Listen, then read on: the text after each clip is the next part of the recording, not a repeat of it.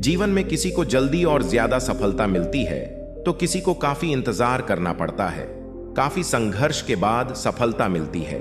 यह भी सही है कि जीवन की दशा और दिशा भाग्य ही निर्धारित करता है।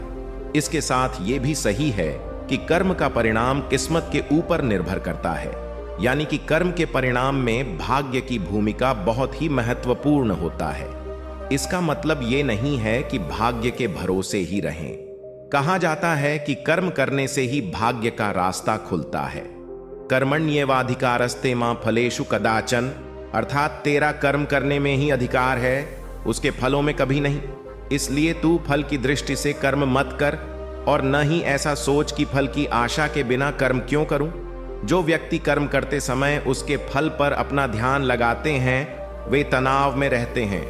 जो व्यक्ति कर्म को अपना कर्तव्य समझकर करते रहते हैं वे तनाव मुक्त रहते हैं। इसलिए हर इंसान को इस वाक्य को ध्यान में रखकर कर्म करना चाहिए। कर्म का परिणाम भाग्य यानी किस्मत के ऊपर निर्भर करता है, लेकिन ज्योतिष में ऐसे उपाय बताए गए हैं जिनसे किस्मत को बदला जा सकता है। लेकिन व्यक्ति को भाग्य के भरोसे ही नहीं बैठे रहना चाहिए, अन्यथा बिना सही कर्म किए भाग्य भरोसे बैठकर जीवन कष्टमय हो जाता है। आइए इसे एक बुद्ध की कहानी के माध्यम से समझते हैं। हर किसी का अपना एक लक्ष्य होता है कि उसे जीवन में क्या करना है और क्या बनना है, लेकिन जैसा आप बनना चाहते हैं वैसा नहीं बन पाते हैं। क्या आप इसका कारण जानते हैं? जीवन में हर व्यक्ति सफल बनना चाहता है, लेकिन सफल बनने के लिए आपको अच्छे विचारों को अपनाने की जरूरत है। गौतम बुद्ध के उपदेशों से आपके जीवन में सकारात्मक बदलाव आते हैं और इससे आपका जीवन बदल जाता है। यही कारण है कि बुद्ध के विचारों को सुखी जीवन का सूत्र कहा जाता है। सफल बनने के लिए हर व्यक्ति का अपना एक लक्ष्य पहले से ही निर्धारित होता है और वह उसी के अनुरूप काम करता है।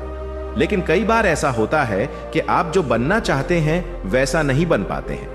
कुछ लोग इसे लेकर यह मान लेते हैं कि शायद उनकी किस्मत में ही यही लिखा होगा, तो वहीं कुछ लोग अपनी किस्मत को खराब कहने लगते हैं और कुछ लोग यह मानकर संतुष्ट हो जाते हैं कि शायद वह इसे डिजर्व ही नहीं करते थे।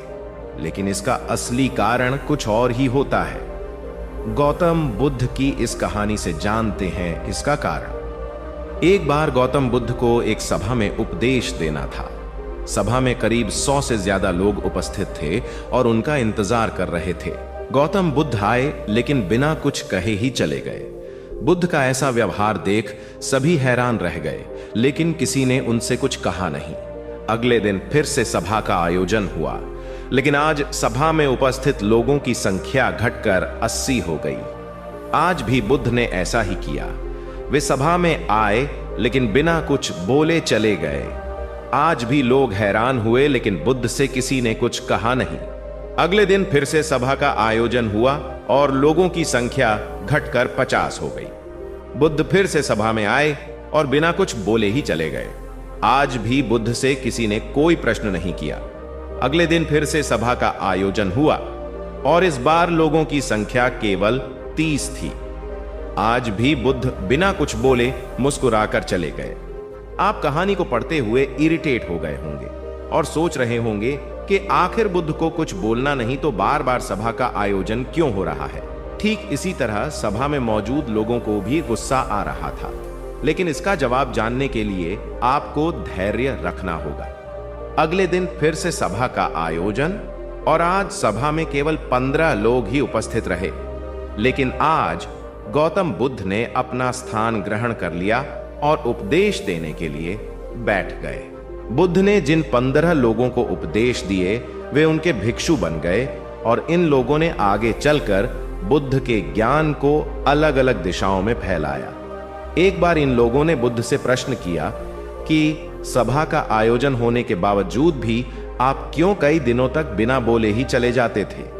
बुद्ध ने उत्तर दिया, मैं उन लोगों को खोज में था जो लायक हों। सभा के पहले दिन 100 से भी ज्यादा लोग थे, लेकिन उनमें से ज्यादातर लोगों को मेरे उपदेश से कुछ मतलब नहीं था। इसके बाद जो लोग अगले दिन आए उन्हें भी मेरे उपदेश से कोई मतलब नहीं था। वो तो केवल इसलिए आए थे क्योंकि वो देखना चाहते थे कि आखिर सभा में होता क्या है। लेकिन मुझे ऐसे लोगों की तलाश थी जो मेरे ज्ञान को जन जन तक पहुंचाए। मैं कई दिनों तक इसलिए बिना बोले चला गया क्योंकि मैं यह देखना चाहता था कि आखिर वो कौन लोग हैं तो सच में मेरे उपदेश को सुनना चाहते हैं और जिन्हें वास्तव में ज्ञान पाने की प्यास थी। ऐसे लोग ही रोज आए। गौतम बुद्ध कहते हैं कि जिनके भीतर धैर्य था उन्हें मुक्ति का मार्ग मिला, और जो लोग जल्दबाजी में थे वो आज घर पर बैठे हुए हैं। बुद्ध कहते हैं कि जिन लोगों में धैर्य का गुण होता है वे जीवन में कुछ भी पा सकते हैं, फिर चाहे आपका लक्ष्य कुछ भी हो। बिना धैर्य के कोई भी सफलता के लक्ष्य तक नहीं पहुंच सकता। आज भाग दौड़ भरी जिंदगी में लोगों में धैर्य नहीं है। सभी में जल्दबाजी और शीघ्र अतिशीघ्र किसी कार्य को करने की होड़ मची है। लेकिन गौतम बुद्ध बताते हैं कि अपने भीतर धैर्य को कैसे बढ़ाएं। बुद्ध कहते हैं कि निरंतर अभ्यास से हम अपने भीतर के धैर्य को बढ़ा सकते हैं। यानी आप जो भी बनना चाहते हैं उसके लिए धैर्य की आवश्यकता है। तो दोस्तों, अभी आते हैं बुद्धम शरणम। मिलते हैं एक नया कहानी के साथ।